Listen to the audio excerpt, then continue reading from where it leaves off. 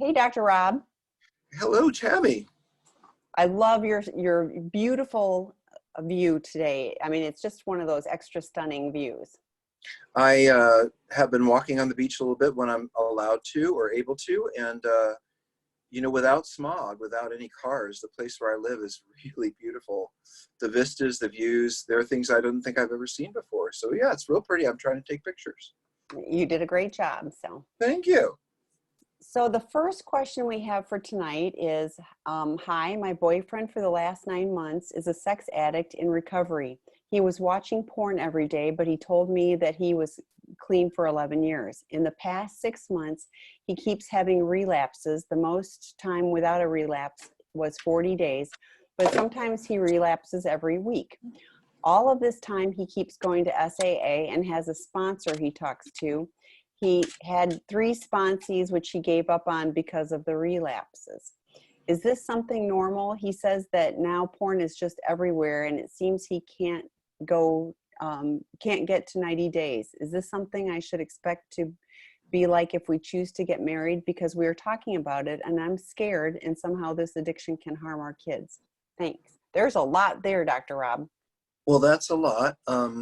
First of all, I'm kind of impressed with the guy that you're going out with, that he's been willing to work on himself and go to 12-step meetings and learn about himself and try to get better. And, I think that's really impressive. Good on him, because there's certainly a lot of guys who might just try to hide it so I think there's a good thing there. Guy wants to be honest with you. And I don't know, I would not commit a long-term relationship with someone who was struggling with any kind of behavioral disorder that was active. So if someone was drinking and it was active, if they had a gambling problem and it was active, if they were, struggling with an eating disorder and was active. And the reason I say that is because when you stop acting out as an addict, there is a long period of kind of reassessment about life. Why am I doing the things I'm doing? It's not just about stopping. It's about looking at how am I getting my needs met? How am I taking care of myself? How am I connecting with other people? And I have had many people question, wow, if I had been not using, I would have maybe taken a different job, or maybe I would have made other decisions. And so I want to know, if someone's going to marry me, that they are absolutely 100% focused on, I am the right person and they are in the right place as best they can be to make a commitment to me. And if he's struggling, even if he's really trying very hard, I don't think he's in an emotional place if he's not in an emotional place to fully commit to healing, then he's not in an emotional place to fully commit to you. And you deserve the commitment. This is a guy who might go to treatment, who might go work on, get a higher level of care, go to see maybe a different professional. I don't know, there's more he can do. And more groups he can drop into, more stuff to do. Maybe he just needs to work harder. Do you have any thoughts, Tammy? Well, I do, but I would also like you, and I'm scared that somehow this addiction can harm our kids. So I would like, because that's a question that, Wait, gets but asked they don't have regularly. kids. They don't have kids. Correct. But so Okay. let's talk about what the impact it can have on kids. I love everything that you said. And, Okay. And I agree that, while 12-step is a practice and, but you would expect at this point in time that you would be seeing some consistent changes. And alcohol is everywhere. So, if you use that analogy, well, it's everywhere, then theoretically no one could get sober from drinking because Right. it's everywhere. So, at the end of the day, like Dr. Rob said, the behavior is a symptom and there's underlying issues. And I have a feeling he keeps bumping into those underlying issues. We talk a lot about, the relapse didn't happen right when he turned on the porn. It happened 2 days ago when he was uncomfortable at work or watched something on the news or whatever. So identifying what's happening, what's activating all of that and addressing that back there, so it doesn't get to the, I've relapsed, is I think really an important aspect. I don't see that he's working with a therapist. So a higher level of care than just 12-step seems to be, you know, a good recommendation. Feel free to reach out to me. I help people find qualified resources all the time. So How can she find? how, I will put it in the chat, but you can email me at tammy@seekingintegrity.com. And I am a 4-letter word. I've said that before, but if you try to do the other way of writing Tammy, you won't get to me. So anyway, so reach out and tell me where you're located as well. But then let's talk about, you know, what does sex addiction, what is porn addiction, and what kind of impact that can have on children? Well, I have said this before at different times, but I was a private practice therapist for a long time before I developed treatment centers in larger environments. And I worked with a lot of men one-on-one. And invariably, you know, a guy would come into therapy and he would say, because he felt really bad about what he'd been doing, and he would say something like, married guy, straight guy, and he would say something like, you know, I've been a really terrible husband, but I've always been a good dad. You know, really showed up for the baseball games, and I always helped with their homework, and I was on time when they got home from school. And you know, the hard news that I have to break to him, whether his kids are now grown or still little, is that you can't possibly be a good dad to your children when you're letting the mother of those children down on a regular basis. If you are leaving the mother of your children anxious or fearful or worried about what you're doing that you shouldn't be, or is there going to be a problem or any of that, then she can't be the best mother that she can be. And that deprives the children. So that's a really hard one for a lot of the guys I work with to swallow, because not seeing myself as a good father is a really, or is not, is certainly not as a good dad as I could be, is a hard one for a lot of us. Okay, thank you. The next question is, my husband is a sex and love addict. Porn is his medication of choice. He's beginning his recovery journey. Obviously, it is not something we watch anymore, but is watching porn together something we will always have to stay away from? Or is it something that perhaps in the far, far away future we could enjoy as a couple? Will it always be off limits for us?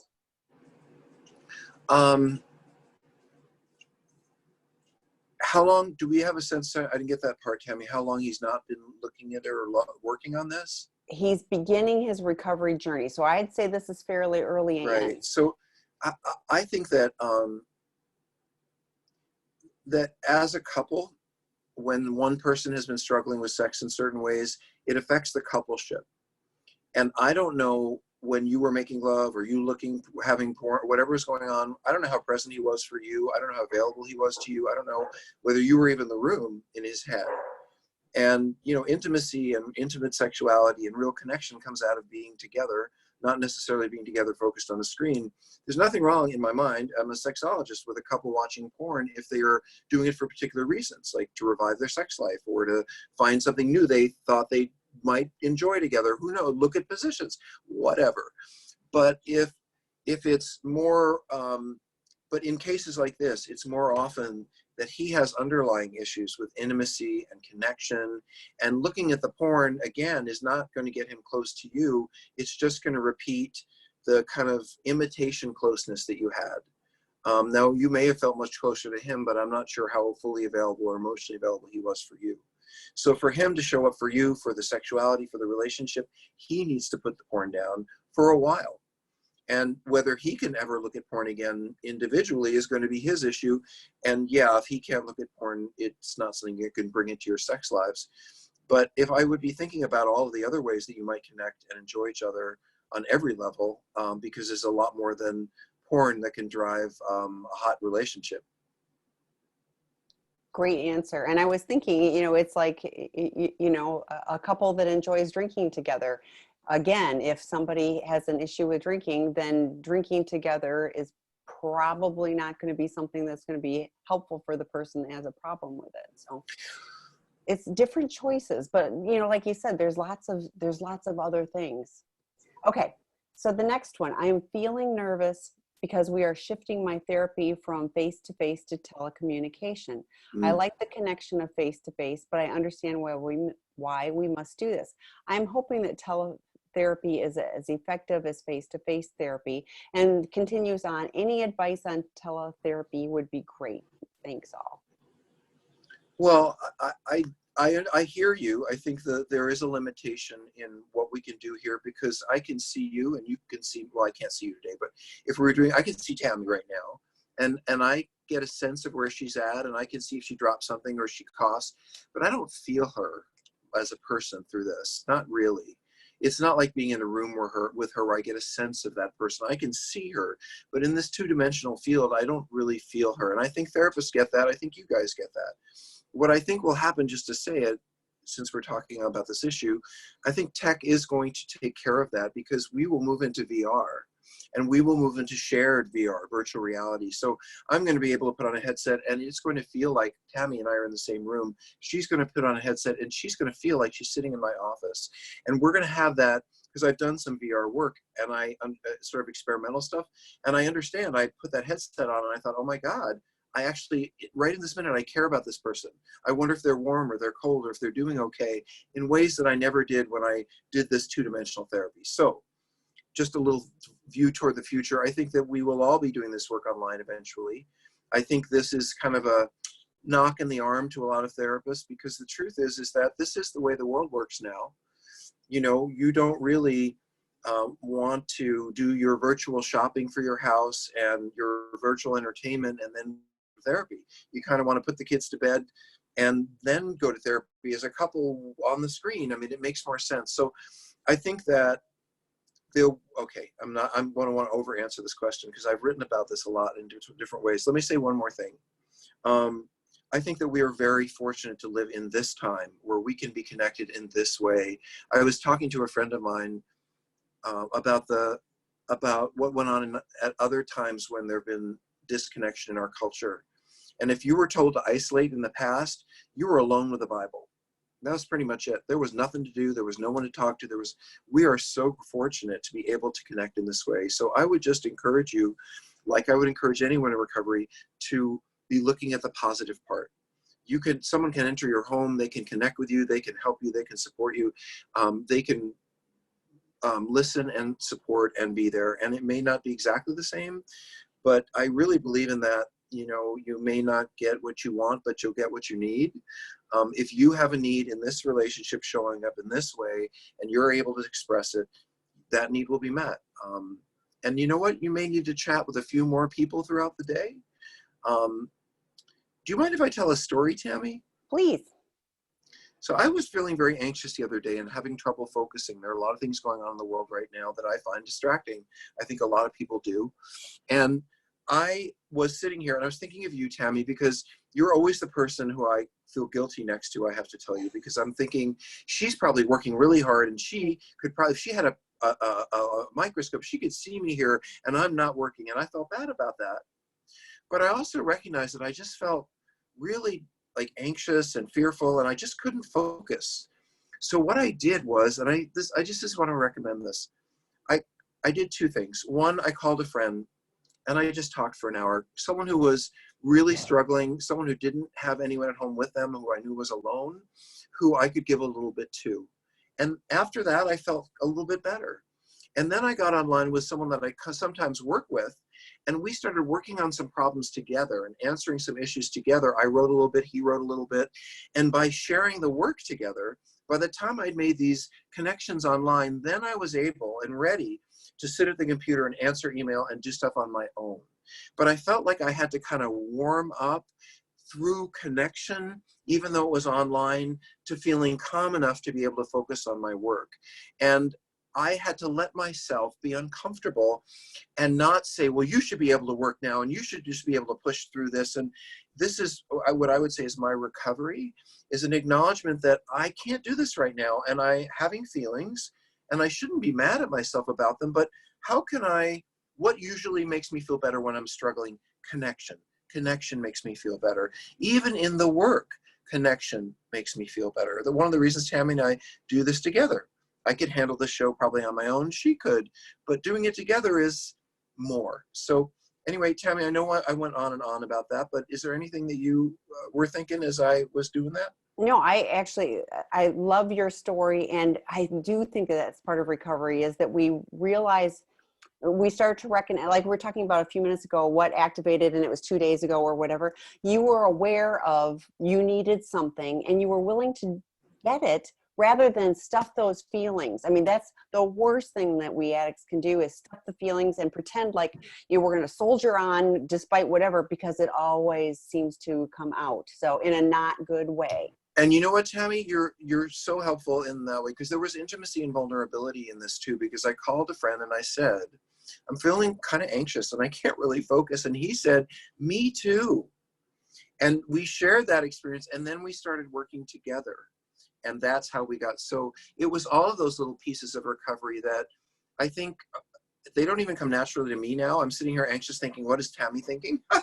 Which is completely a projection, by the way. I'm thinking bad about it. I'm putting it on her. But in any case, the ability to think through this stuff and say, oh, this is just this feeling. And if I reach out to someone, I'll get better. And if I support someone else, that might, and then if I work with, and if I tell them what I'm feeling, and all of these little pieces that seem so simple when you say them, are the things that addicts really struggle with when we are stressed out and we just want to disappear. Well, and to the person that asked the question, thank you. But one of the things I've noticed when we're online and, when we're doing group things, when I can see faces, I can see who's distracted, or who, well, no, but, or who's having a reaction, like, there's that sideways glance or looking down. Like, I think it's more than you think it is. So I would invite you just to explore the journey. I mean, this is what we got right now. So, so at this point you kind of go, okay, I'm going to embrace it. And then, like Dr. Rob was talking about, and then what else do I need to do to supplement that, so that, that I do have those connections. And yes, I'm reaching out. Dr. Rob and I have been sharing funny things, because like I've been watching Too Cute on Animal Planet, like anything to, feed in a positive way, so that I don't get sucked into the vortex of negative. That's a bad place. Well, let's use a better word, if you don't mind, into fear. It's okay to be looking at things and say, these are concerned, I have some worry, but to get sucked into a vortex of panic or fear or anxiety, that's where we can easily go, and we get lost there. Correct. Too much negative for me, I know, I just don't do well with it. And so I have to balance that with positive, like you did, Dr. Rob, of calling people that you care about and finding those positive connections. It's, very similar. But you know what's so dumb and so embarrassing about that? I feel like, and I'm sure this is true, I think that healthy people, when they're feeling anxious, they don't say, why am I feeling anxious and I should be able to work and Tammy will be mad. They probably just call a friend and just do that. I think that we have to learn that through banging our heads around in recovery long enough to, like, I guess I gotta find, it's almost always the way out is through connection. So I sort of envy people who are like, oh, I'm a little anxious, let me do a project with a friend online. Whoa, I wish I had that, anyway. But you've learned it, and you're learning it, even if it takes one day at a time. Exactly. So, okay. So the next question, my wife and I have been together for almost 7 years. There have been a lot of staggered disclosures on my part during our relationship. I had a relapse in July of last year, but since then I have been sober, working on my recovery and working through my trauma. We are working on our relationship too, but after the full clinical disclosure in February of this year, my wife has decided she wants to divorce. She says she will never be able to trust me again, and that she won't be able to get past all the betrayal. However, we still live in the same house, and she acts like nothing is wrong. She has agreed to do 6 months of couples therapy with me. I feel like I don't know where I stand because I'm getting mixed messages. I've read Out of the Doghouse and several other books. Any advice? Well, I would always suggest, if you don't know where you are, if you don't know where to go, start where you are.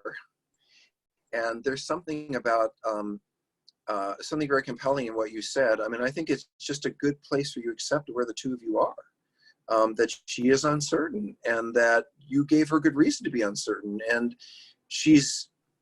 you don't know whether she hasn't found the right apartment yet and hasn't moved out yet, or is just around because she's waiting to see what happened. And on some level, it shouldn't matter, because you still have to be the best person you can be, the kindest person you can be, the most respectful person you can be, and suit up and show up. As long as you live with this person and you're married, you need to be honest, you need to tell her the truth, you need to engage her on a regular basis and let her know what's going on, and all the basics of that. And I want to be very kind in what I'm about to say, but I'm going to say it anyway. I can only imagine for so many of the spouses here, I don't know you or your wife, I can't see anyone here, I only hear the questions from Tammy, but I can only imagine that your spouse, or someone like your spouse, spent years sitting around feeling like you do right now. Do they love me or not? Do they want to be with me or not? They're so distant. Maybe they're having an affair. Maybe and never really getting the answer, or knowing the answer and not feeling cared about. In a way, it is an opportunity for you to sit back and feel the uncertainty that you left your wife feeling while you were out there doing your whatever it is you struggle with. And I'm not throwing it at you to feel ashamed. I'm asking you to have an opportunity for empathy. That there has been many points, if you've done staggered disclosures, meaning you let your wife know a little bit and then she found out more, and then you said, oh, that's it, and then she found out more, and she has no basis upon which to trust you at all. She doesn't know what your next move is. She doesn't believe anything you're saying, and you know what you're living now is a little bit of that. And I don't think that's a bad thing. I would not push her for answers. I would not push her for a bottom line. I would take this one day at a time, one session at a time. And Tammy's going to tell you a little bit about making sure you're seeing the right therapist. Yeah, absolutely. And I did read the full clinical disclosure. So it sounds like, you have, hopefully you both have support. Obviously, I'm hoping she has support from a codependent aligned therapist as well. If you don't, you've got my email address because I put it in the chat. But I also, here's one of the things, and not to be harsh, but I've read Out of the Doghouse. My view of reading Out of the Doghouse and I'm following Out of the Doghouse are two entirely different things. Dr. Rob wrote Out of the Doghouse on ways to rebuild trust. And even if your wife chooses to leave you, if this doesn't work out, these are great tools for any relationship you have. So I would invite you to get it back out and not just read it, but follow it's very practical. Do this, if you say you're going to take out the trash can, take out the trash can. If you say you're going to be home at 5 o'clock, be home at 5 o'clock. I mean, it's all that accountability. But I want to add, without expectation. Correct. You show up at 6 o'clock because that's when you said you were. And by the way, this is a time to validate Tammy's point that you want to dot all your I's and cross all your T's. Don't give your spouse any reason to be doubting you. If you're late, call and say, I'm running late. If you have to go to an appointment, tell her, why don't you GPS me and you can see where the appointment is and you can check where I am. Don't give her any reason to question you, and don't give her any reason to have to ask you anything. You're always available to tell her what's going on so that you can rebuild trust. This is a good moment for a short series of announcements. So I'll just say, welcome to all of you. Tammy and I do this every single Monday at this time, every Monday, 5 o'clock California time. It is a free question and answer group. I'm a clinician, I'm a doctor, a psychotherapist. I've been doing this work for 25 years licensed and 35 years in my own recovery. I've written 9 books. This is what I do, is help men and women who have intimacy and sexual disorders and those who struggle with a combination of drug and sex, or drug and intimacy disorders, learn how to live their lives in a healthy way and support the people who love them. You can find any of my books are on Amazon. It's Dr. Weiss. We do run a treatment center here in Los Angeles. It's called Seeking Integrity. We generally have no more than maybe 6 or 8 clients. We try to be very small and intimate. There's information out there about that. I do believe, and I strongly instill and work with people who believe in doing service and giving things away. So we do 14 question and answer groups like this, or webinars, or different forms of people connecting. Every single week we have volunteer therapists who sit there and they run them so that they are safe. And some are women's groups, and some are men's groups, and some are gay groups, and some are drug groups, and some are couples. We have a little bit of everything so that you can get the support you need. And we've been doing this now a good year or half or something like that. Year and a half, I think, yeah. You can join at any point in any of the meetings. There's no obligation. They are all free. And they're all no cost. Did I say you could drop in for free? We're trying to encourage you guys to build community with each other. The last thing I'll say is I have a pretty popular podcast. It's called Sex, Love, and Addiction. Sex, Love, and Addiction. I have about 70 or 80 podcasts at this point, and there are a lot of therapists from all over the world, really, who've been gracious enough to give me their expertise, and we sit and we talk about infidelity and trust and sexuality and healing relationships. And gosh, we talk about divorce and drug addiction and just about everything, kids and families. And I've had a great opportunity to talk to a lot of people, and intimacy and sexuality are areas that I don't think we talk enough about. In fact, Tammy and I started a podcast. I convinced Tammy that I could do this. We work together, by the way, in different states, and we do this every week. We work for the same company together. I just thought that I listened to a lot of podcasts, and I found them to be kind of pop. You know, I heard podcasts about music and about fashion, and about movies, but I didn't hear a lot of substance. And so Sex, Love, and Addiction is an extremely substantive podcast because there are experts talking about expert issues in a way that you can understand. And podcasts are free. I blog for Psychology Today. I've been a top 5 blogger for Psychology Today for many, many years. My blog is called Sex and Love in the Digital Age. So basically, if you type in Rob Weiss Sex, you can pretty much find me, and you won't find any bad pictures.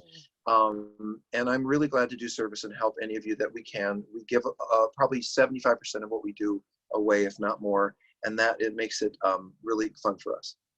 Anyway, I just put a whole bunch of links in the chat, so you can click on any of those, and you can sign up. So if you aren't on our e-newsletter, you will get that, and you'll get notification when we add a new group or whatever too. So, okay. Let's go to questions. Next question. When the addict is gaslighting, when and how can they stop? Will it continue if they are in recovery? How long does it take for gaslighting to stop? That's a great common question.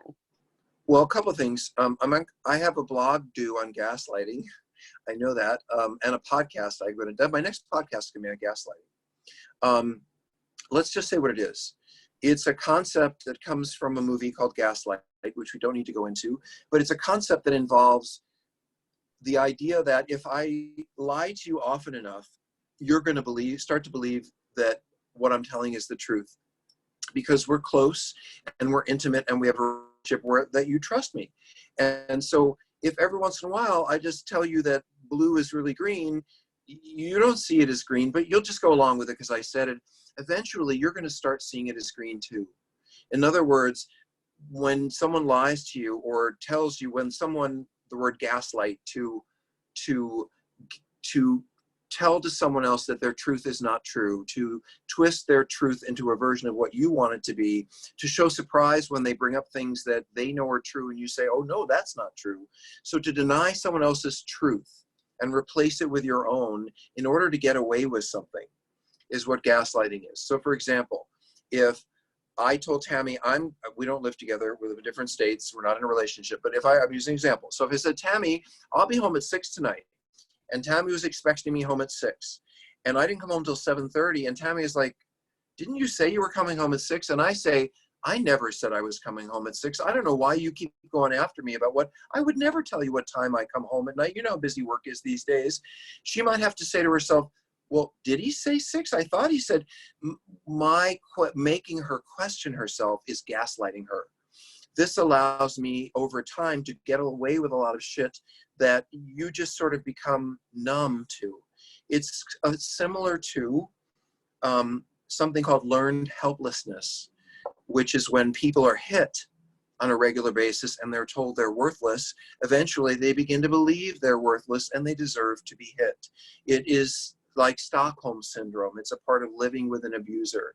So gaslighting is when someone who you love and they say loves you lies to you consistently about something and tries to get you to believe their truth.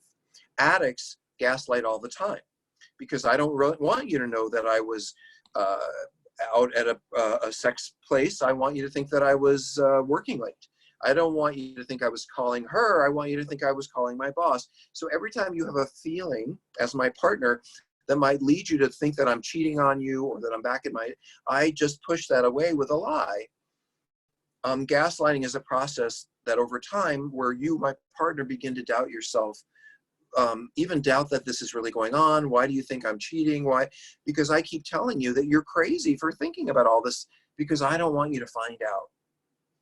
The problem with this is twofold. One, my investment in wanting to look good and lie becomes greater than my caring for you. At some point, I'm driving you crazy with all these lies, but I don't care. What I care about is that you believe them so that I can live in this place where I want to live in my own comfort. And in essence, I'm making you crazy.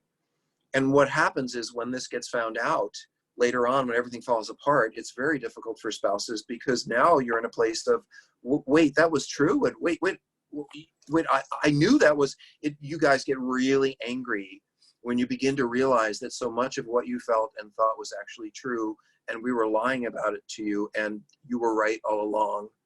And that is what produces some of the real rage that partners feel, is like, you know, that you denied me the opportunity to see what I really felt was going on. So I didn't answer the question. I described gaslighting, sorry. How long does it take? When does it end? That kind of thing? Yes. Well, I think you could say this better than me, Tammy, but what's most important is that you partners trust your gut. If something doesn't feel right to you, it probably isn't. And sometimes you'll get it wrong. Sometimes something will remind you of something that happened 100 times, and this isn't the time that it's happening, but so what? I mean, it happened 100 times, and, you know. So one of the things I think is for you partners is when you feel uncomfortable about something we've said or done, here's how you begin to change it. You have to question us. Like, I thought you said, you have to go back to, I thought you said you were going to be home at 6:30, but now you're saying you never said that.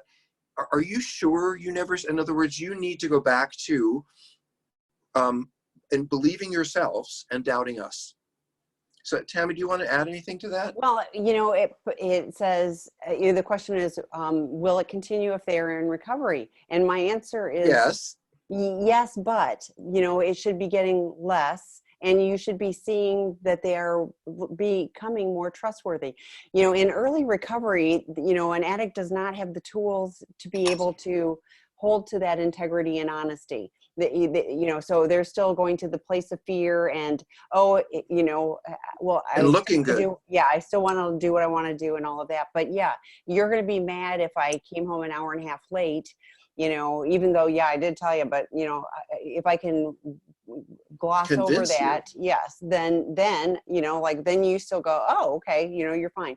So, so you, in my opinion, if he's, because you said when the addict is gaslighting, and so it doesn't say the addict in recovery, it just says the addict. So an addict not in recovery is not going to stop. They've got no reason to, but an addict in recovery, you know, you should be seeing, like with everything, they should be working on rebuilding trust. They should be, you know, there should be changes where you start seeing and you can connect the dots. Don't trust them 100%. They aren't trustworthy, but, you know, over time, more and more, you should be seeing that, you know, and Dr. Rob has talked about this in other webinars too, but like at the lying, it's like, they're going to, you know, we and addicts are going to lie. And the goal would be to be able to come back and go, you know, Rob, you know, I told you that.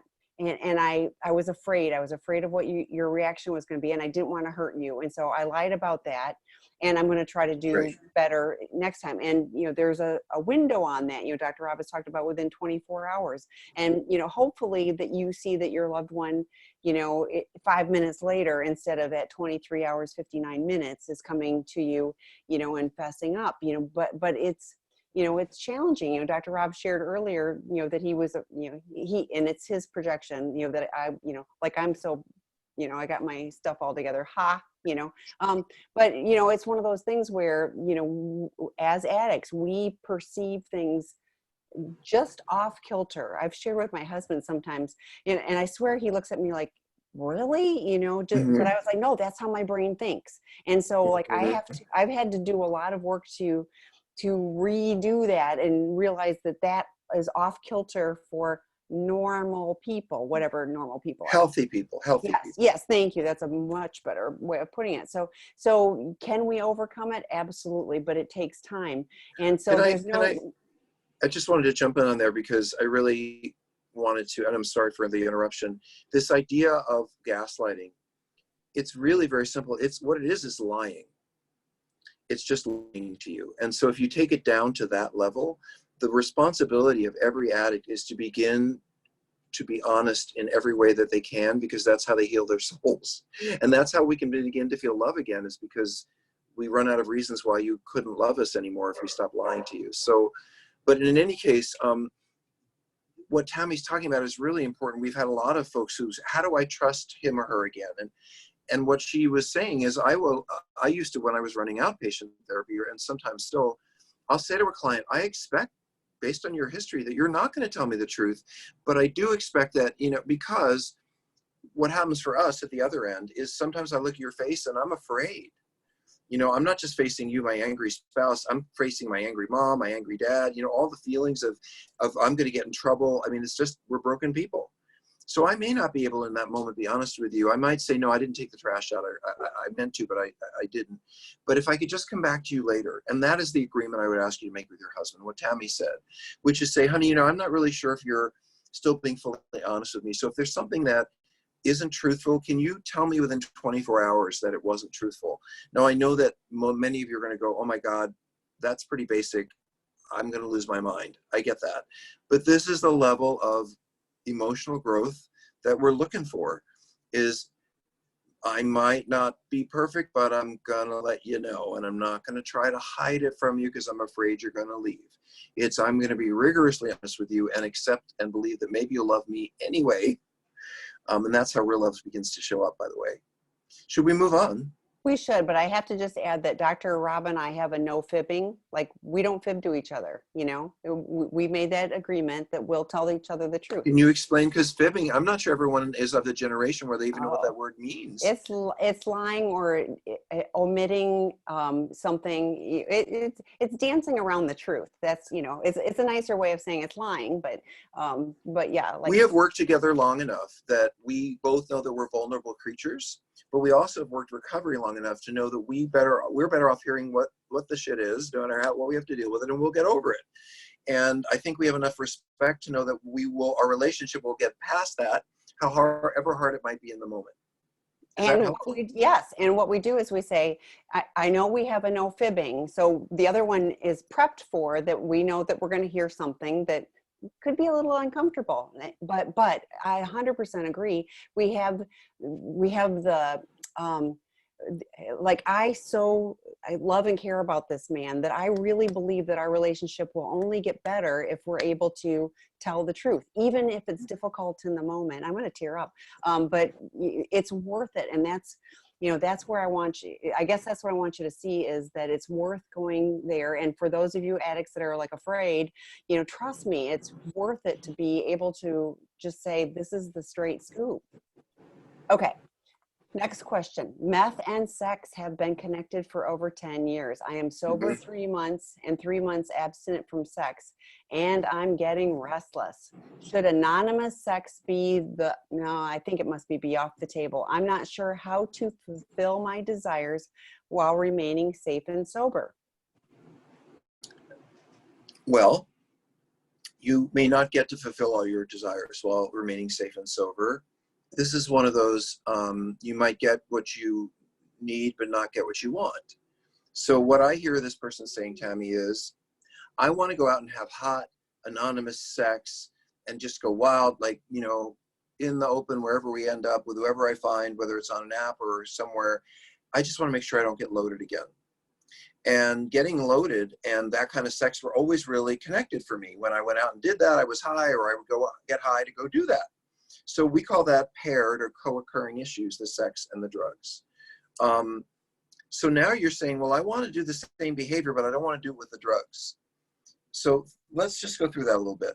In the places that you went and the people that you saw when you were having all that fun sex, how often were there drugs there? Or to put it another way, if your absolute commitment is to not get high, and you really, really don't want to get high, like getting high, meth is not okay for you, then what are you doing to make sure that you are absolutely not putting yourself in any kind of circumstances where there could be drugs present? Because someone who's not a drug addict is like, oh, come on, just a little won't hurt you, and before you know it, or just a couple of drinks, and then you're going to use because you're disinhibited. I think this depends on what you want in life and who you want to become. Is it possible to move from, do you want to move from anonymous, casual, disconnected, fun sex with drugs to that same kind of sex without drugs? I'm not sure that you can do that because of the nature of how you put these two things together. It's kind of like you've spoiled it. You know, maybe a while ago when you were younger, or a couple of years ago when once in a while you did drugs, and once in a while, or maybe you had the anonymous sex before you ever did the drugs and it worked, but then they got paired. But right now, trust me, the way your brain works, when you start getting hungry and itchy, you want to use and you want to have sex, and they are intertwined so closely. It's very hard to understand which, but inevitably your addict brain will lead you from one to the other, or from. Now look, if you want to get emotional needs met, you could go out on a date. I mean, if you want to talk about romance or getting to know people, or, you know, or you could even go out with someone with the intention of, at the end of the evening, have sex with them. But that's not what I hear you talking about. I hear you talking about, I want to have the hot anonymous sex where I can get to the point right away, only I want to do it without the drugs. And I think you've burned that candle up. And unfortunately now, if you're going to be sexual, you're going to have to actually get to know people and spend time with them, and, you know, maybe do it according to some kind of plan, because your sobriety is in danger. And let me say something else to you, or anybody else who's a drug and sex addict. We run a treatment center for this issue. And the reason that I wanted to specialize in part in this population is because I understand, and I want you to know, that if you are someone who has a drug and sex problem, you have a sex problem. You don't just have a drug problem. Every gay man that I've worked with who has a meth and sex problem has huge issues underneath around homophobia and self-hatred and denial and all kinds of stuff. So many heterosexual men that I've worked with who had drug and alcohol problems, they had sexual abuse and sexual trauma, all kinds of stuff. There's a reason why lots of people go to treatment centers and they don't sexually act out. There's a reason why those of us who combine drugs and sex, alcohol and sex, we do. And it's because the sex and the sex is something that's hard for us, difficult for us, or we struggle with, and the drugs and alcohol make it easier. So what I would ask you, first of all, really just to slow down, is what do you want? Do you simply want to get off? Or do you want to, what is it you want? And then who are you talking about what you want with? Do you have a sponsor in your recovery program? Are you talking to them about your loneliness? Do you have a group you go to, or a meeting where you raise your hand and say, how are you guys dealing with loneliness? And the ones who say, well, I'm just going off and getting laid in the dark, they're probably not the ones to listen to. You know, there's something we say in recovery about hanging out with winners. And look, I'm not saying that everybody's meant for a committed, intimate relationship. And for all I know, you could be 19 and be nowhere near looking for that. But if you're a drug and sex addict, then you have to take sex more seriously than you would have to if you weren't a drug and sex addict, because the two become bonded in your brain. And before you know it, the people you're with just happen to have some drugs, or the places you went just happen to have some drugs around there. You know, date some recovering people who are sober. See if they want to have sex with you. And I'm being playful, but I'm being serious at the same time. Tammy, do you want to throw some stuff Yeah, in? no, I 100% agree, you know, and I've been abstinent and sober, but I don't hear I'm working with a sponsor, I'm working with a therapist or whatever. I just plugged into the chat. Dr. Rob and Dr. David both have groups on In the Rooms. And Dr. David has one of the only chemsex groups. Dr. David Fawcett, who does a group on Wednesday nights here. So please, you know, check that out as well. But Dr. David Fawcett collaborates on the Seeking Integrity Los Angeles treatment program. He's phenomenal. He wrote Lust, Men, and Meth, and he's got you talk too fast, woman. He wrote Lust, Men, and Meth. And David shows up on the screen. Yes, and he has with our clients a few days a week. Yes, he does, and he's involved in treatment. Yes, for Seeking Integrity Los Angeles, right, which I've already put a link in. But when I'm reading this, I'm like, oh, it's so scary. You know, the anonymous sex. Every person who has reached out for treatment, you know, has talked about, I thought I could just go do whatever. And what Dr. Rob was talking about too is like, you know, if you want just body part sex, you know, fun sex or whatever, but that lacks all the intimacy and connection, which is what we're doing here, is trying to create connection and information as well. But, you know, we want you to connect. We want you to, you know, come to, you know, there's multiple men's groups online on this platform, you know, the drop-in groups that are, you know, places where you can go and share and you can talk about, you know, I'm restless. Well, you know, somebody will, you know, great, you know, I'm glad you're talking about it, but what other choices can you make? And what does that mean? And what happened 2 days ago? So, okay, ready for the next one? Yes, ma'am. Is there a way to tell if your addict partner is just unwilling to change versus scared? Been married for 15 years and I feel like it's taken years for him to finally realize this sex love addiction is even an issue. Some days feel like he's just checking off boxes to keep me happy. Other days he seems very involved in his recovery.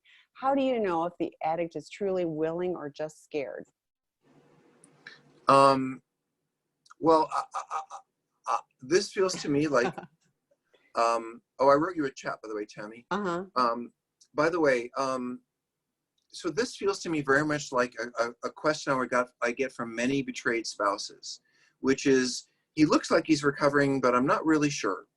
Or some days he's really warm and engaged, and I feel like things are good. The other days he's distant and spaced out, and it's just like it used to be.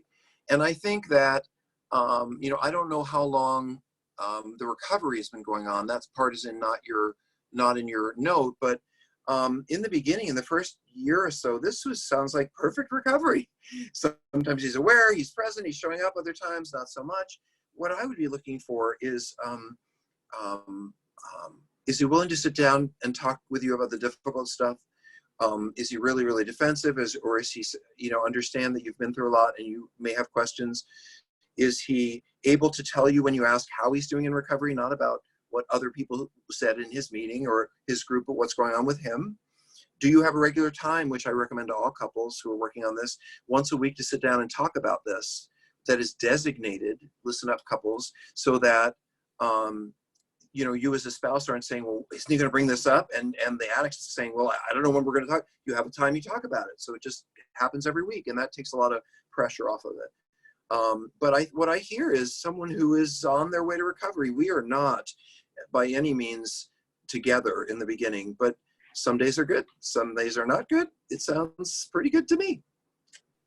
Yeah. And I'm thinking there's probably an element of fear, like for a long time, because, you know, as we continue to unpack all the stuff, so addiction, the acting out is a symptom, like we talked about at the very beginning of this. So it was hiding, numbing us out, letting us escape something that was uncomfortable. Well, uncomfortable is having to show up for the real world, you know, especially if we don't feel like we've got all the tools we need to really be able to do that. You healthy people, you know, you get life kind of organically, and we just don't come by that, you know, naturally. We can learn, but it is a process. And so again, you like Dr. Rob said, you didn't share exactly where he is in the process. You've been married 15 years. But you know, you know, I mean, a year, 18 months of, you know, being in that, you know, difficult space is not atypical. You not being able to trust him is not atypical. So you know, I love that you're here, and, you know, I think just keep getting the support you need. And I love the setting a specific time. So it's just what we do. And it isn't, you've done something, you know, Right. not good. I just wanted to say that you also might want to read Out of the Doghouse. It's a book I wrote from having worked with men for 25 years who cheated on women. And gosh darn it, men of every stripe, no matter what they look like or sound like, none of them just seem to know how to repair infidelity. Every man I've ever met, whether it's an addict or just cheating, thinks candy flowers and 90 days of looking down should buy him, you know, everything he had before, and he doesn't really understand it's going to be a year or more.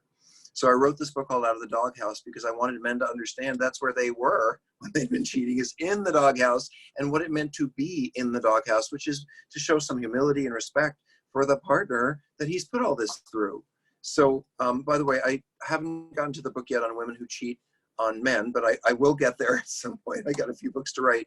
But I do hear that, and there's also a Christian version of Out of the Doghouse for those people who are more religious and want to hear scripture, because it is really a book about how to honor a marriage and how to honor making mistakes in a marriage and show your partner that you honor them. And he just might need a couple of lessons on how to let you know, not just that he's doing okay in his recovery, but that he wants you to see parts of it in your marriage. Great add-on. Okay, so the next question, have you ever heard of disclosure done via teletherapy? All parties are on a computer. So disclosure is the process where in a therapeutic relationship with a therapist there, a couple that's going to remain together and is committed to remain together will learn anything that's happened romantically or sexually that the partner didn't know about. We usually do this, I like to do this somewhere 60 to 90 days into the process at the most. It gives the partners an opportunity to really understand what's going on in their relationship and to choose if they want to go ahead and to what degree. They also get to ask questions. It's an opportunity for the person who's been sexually acting out to do a real inventory and review and look at their history and who they've been and how they've lived and how they might want to go forward. And it is kind of a leveling of the playing field, if you will. So therapists who are trained to do disclosure understand that it's not just a process for the addict, not just for us to get stuff off our chest, and it's not just for you partners to learn what's happened, but it's also a process where you partners need a lot of support. Sometimes you're told things you don't expect. Sometimes it's more than you can handle. Sometimes, so there's a process toward getting to disclosure where an addiction therapist might work with an addict and someone else might work with a partner to prepare them both to get to the point where they're going to be safe enough and supported enough and the process is structured enough where they will at a certain point go through that and then follow the steps that come after. There aren't a lot of therapists that do good work with this, but some of them do. In the times that we are living, if I were a partner who expected next Friday to get a disclosure and I wanted to hear it, and one of the therapists knew how to use a platform like this, I would expect it to be perfectly acceptable that the four of us, my therapist, his therapist, get on a situation like this for a good 90 minutes and go through disclosure. As long as there's a plan in place for what we're going to do after and how it's going to be handled, that you're going to get support, he's going to get support. It's difficult for everyone. But I don't see that. So let me say something about disclosure. As heavy and as difficult as the issue that we're being talked about, it is not meant to be okay, let's really get into what it's meant to be is, hey, this is what you didn't know about. Now you know. Now I want you to have some time with it, and I am going to have some time with no longer having the secret, and then we'll move forward. Disclosure doesn't have to be a heavy duty session where we spend 4 hours taught. I would not recommend that. It is really just a sharing of an inventory of what has occurred and with some kind of timeline, room for questions.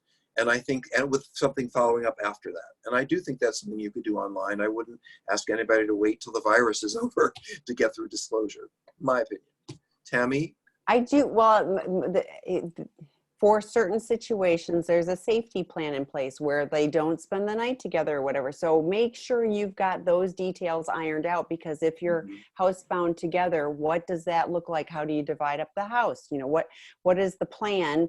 You know, if you've got kiddos, I'm like, like have the plan about the discussion if you weren't, going to do it via telehealth, and then see how much different it is. And, for some people, it may be worth waiting. For others, it's like, I mostly know all the stuff. I just want, I want to clear the slate. Great. Then, proceeding as you were going to, makes a lot of sense.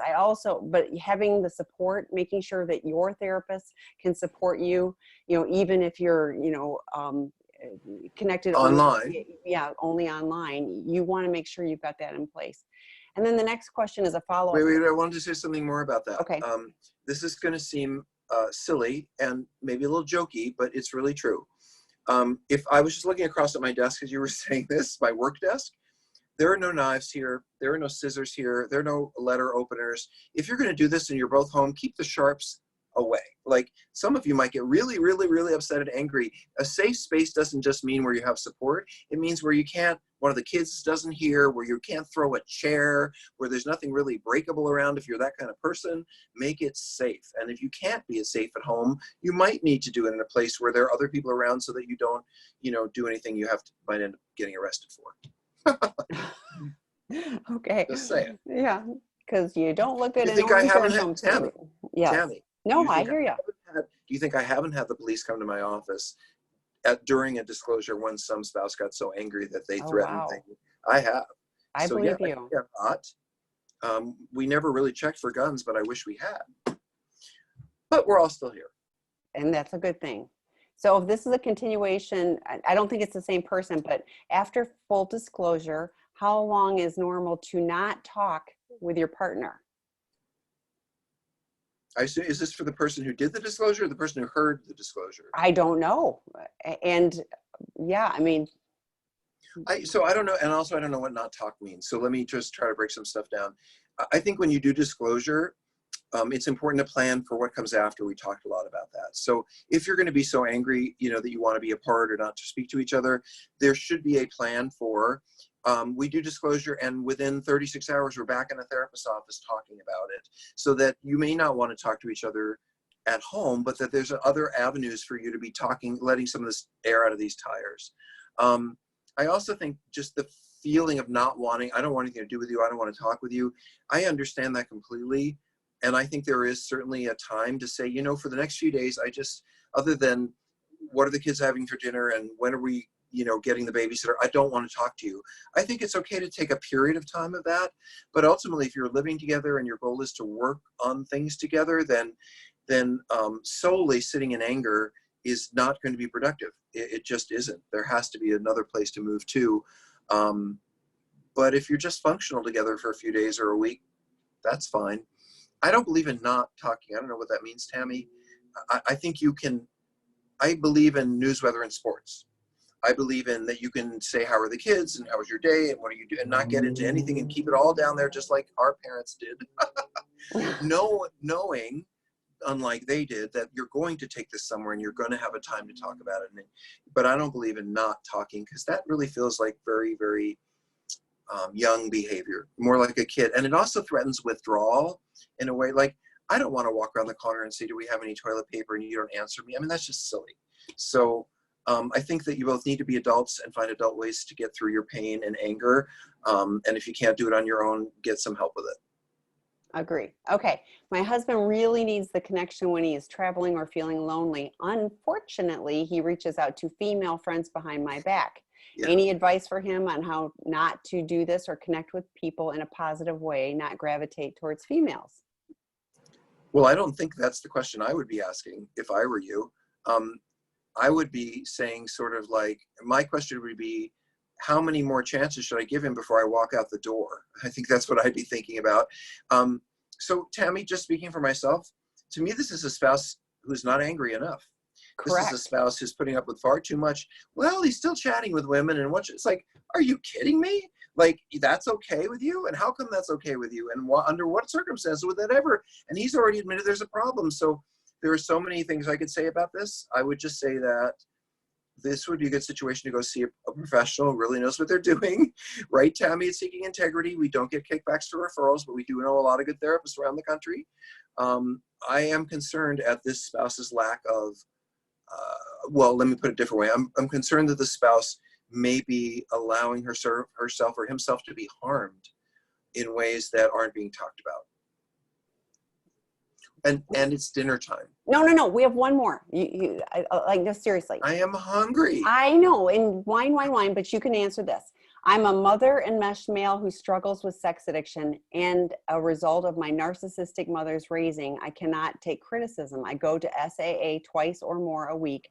I have online therapy twice a week, but I still fall into depression or anger when confronted with my own failings. I cheated on my wife 2 years ago, and my wife is still healing because I staggered my disclosure and had a relapse 2 weeks ago. All of my answers I give my wife are met with her distrust, and rightfully so.